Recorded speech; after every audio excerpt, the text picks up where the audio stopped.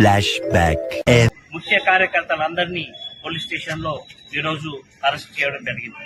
ముఖ్యంగా మేము చెప్తా ఉన్నాం, 9 సంవత్సరాల నుంచి 9 ఇండ్లు కూడా మేడ్చల్లో ఇయ్యలేదు.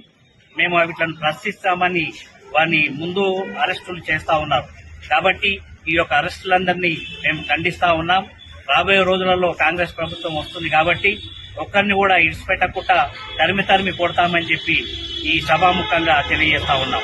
జై Congress. Many months later.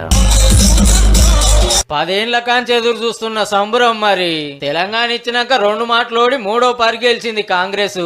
First సారి 21 సీట్లు, 2వ పారి 19 సీట్లు వస్తే ఈ తాపక 64 గెలిచి అధికారంలోకి వచ్చింది.